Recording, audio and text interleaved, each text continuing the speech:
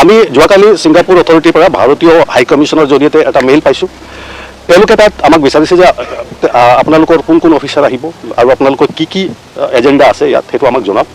সেইটো আমি ইতিমধ্যে জনাইছোঁ আৰু কালি আমি তাৰ জবাব দিলোঁ আৰু আমাৰ এমলেট ৰিকুৱেষ্টটো যোৱা 30 ছেপ্টেম্বৰতে তেওঁলোকে পাইছে। গতিকে এইটো এটা খুব পজিটিভ ডেভেলপমেণ্ট আৰু মই আশা ৰাখিছোঁ যে খুব সোনকালে আমি তেওঁলোকৰ পৰা গ্ৰীণ ছিগনেল পাম আৰু আমি তাত গৈ আমাৰ যি তদন্তৰ কাম আছে সেইটো আগবঢ়াব পাৰিম আৰু ইতিমধ্যে ইয়াত আমাৰ তদন্তৰ কাম খুব ভালকৈ চলি আছে।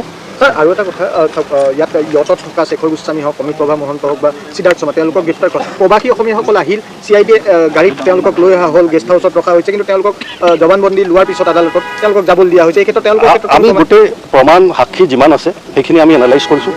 যি ধৰণৰ প্ৰমাণ সাক্ষী যাৰ এগেইনষ্টত আহিব তেওঁলোকৰ আমি তেনেকৈ ব্যৱস্থা ল'ম।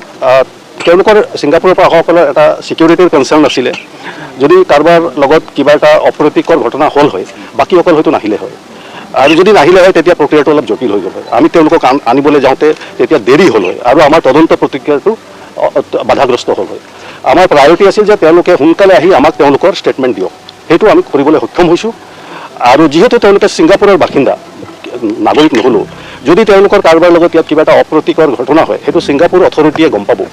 তেতিয়া তেওঁলোকে আমাৰ লগত যিটো তদন্তৰ কাৰণে যিটো আমি তেওঁলোকৰ সহায় বিচাৰিছোঁ, এছিষ্টেঞ্চ বিচাৰিছোঁ, পাৰ্মিশ্যন বিচাৰিছোঁ, সেইটোতো অলপ অসুবিধা হ'লহেঁতেন। যিটো তথাকথিত পোষ্টমৰ্টেম ৰিপৰ্টৰ কথা আপুনি কৈছে, যিটো ছ'চিয়েল মিডিয়াত ওলাইছে, সেইটো এটা অথেণ্টিক সত্য পোষ্টমৰ্টেম ৰিপৰ্ট নহয়। আপোনালোকে ভালকৈ চালে গম পাব তাত কোনো ডক্টৰৰ ছিগনেচাৰ নাই।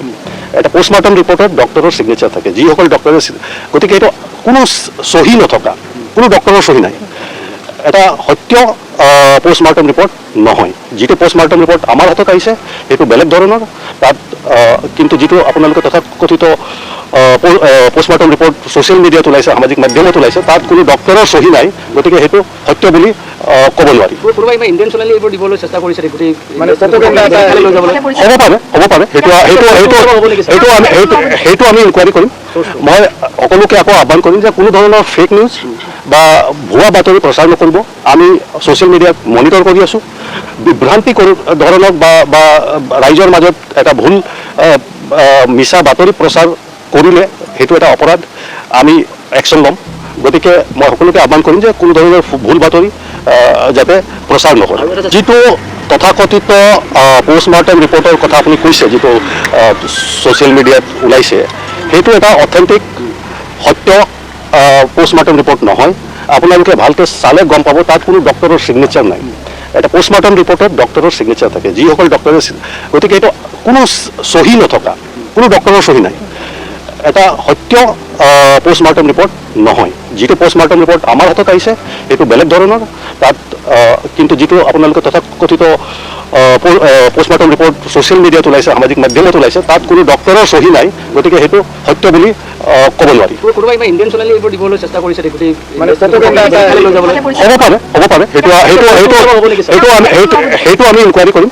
মই সকলোকে আকৌ আহ্বান কৰিম যে কোনো ধৰণৰ ফেক নিউজ বা ভুৱা বাতৰি প্ৰচাৰ নকৰিব। আমি ছ'চিয়েল মিডিয়াত মনিটৰ কৰি আছোঁ। বিভ্ৰান্তি ধৰণক বা ৰাইজৰ মাজত এটা ভুল মিছা বাতৰি প্ৰচাৰ কৰিলে সেইটো এটা অপৰাধ, আমি একশ্যন ল'ম। গতিকে মই সকলোকে আহ্বান কৰিম যে কোনো ধৰণৰ ভুল বাতৰি যাতে প্ৰচাৰ নকৰে।